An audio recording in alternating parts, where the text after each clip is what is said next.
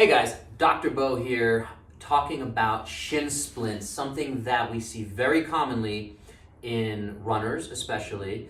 What is the reason behind it? Real quick, we're going to jump ahead to that. Tends to be because we overload the tissues where we start to feel that pain. So if you've ever had it, you probably started doing a little too much, too soon, too fast, okay? Our tissues, whatever exercise we're doing, if I'm doing grip work, right, whatever that exercise is, or running, the tissue has X amount of capacity, which is what we're trying to build so that we can go from running a 5K or just sitting on the couch to doing a marathon.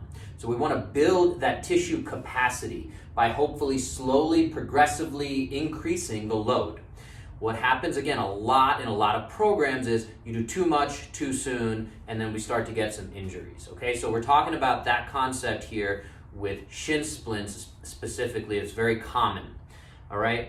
It's very important to understand that what is going on is the muscles are pulling and yanking on the part of the bone here, okay? And if you just dig in around there, you can see that the shin bone is very kind of prominent, superficial, very close to the skin, and that has little bits of muscle that are connected there, and again, they're pulling. So what happens is when the foot is collapsing, every single time your foot is hitting the ground, especially with running and especially when you're doing a lot, and if you don't have the right shoes on, that's another conversation, right? That just starts yanking, and eventually if you just keep yanking on that bit, it eventually is going to be irritated, inflamed, all these components, and the pain that we're experiencing is your brain saying, hey, something's going on here, we should do something about this.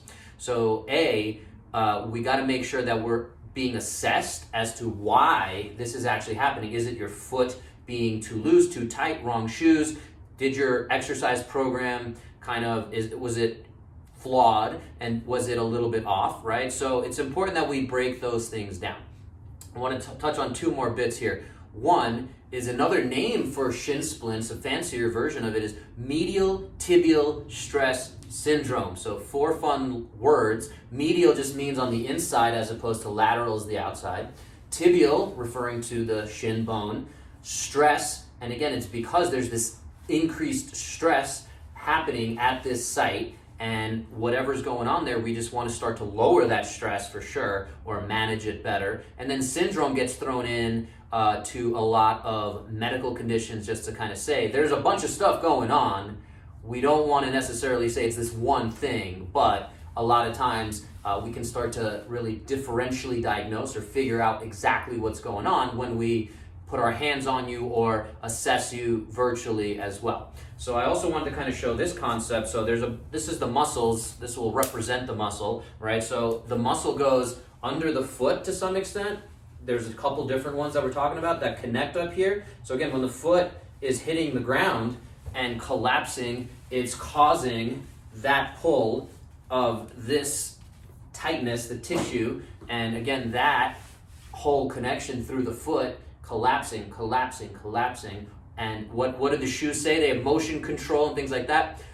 The last bit I want to emphasize here regarding the foot control, is a lot of times the shoes we're going to go and get are simply masking symptoms. Okay, so you get, again, these motion control, you have flat feet, which I have a few other videos we're talking about that, where, again, we just need to get the muscles stronger. We need to get the function of the foot better.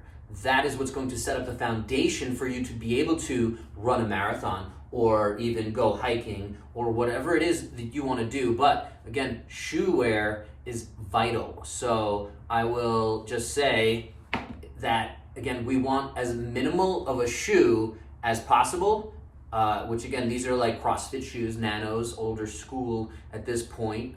These are the 2.0s, I think, and now we're up to like the 11s or something like that. But the point is more of a minimal shoe that allows your foot to do more work. So the muscles will wake up a little bit more, okay? And so the more flat, barefoot stuff you do, the better. The more your feet are not in these super duper cushioned shoes like the Hokas, and yes, I'm going to pick on Hoka because they are way too cushioned, okay? So coming back to it, mobility, stability is what we're looking at here.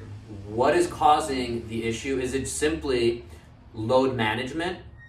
Is there tightness going on that we need to start addressing? That's why it's happening on one side and not the other. Or is there stability? And again, a lot of times it's a combination of all of these bits. And so we need to have that conversation. We need to break these things down. So stability wise, coming back to that, we want to make sure that your feet are strong enough and we can really grab the floor, that we're really having some kind of program strengthening to get your feet stronger. So mobility, stability, load management, having smart programming in place. Talk to me, find a healthy, qualified practitioner that's going to get you moving the right way. Shin splints should never happen. Okay, if they did happen, we can fix it, but we got to do it the right way so they don't come back, all right? Stay healthy, my friends. Get 1% better today.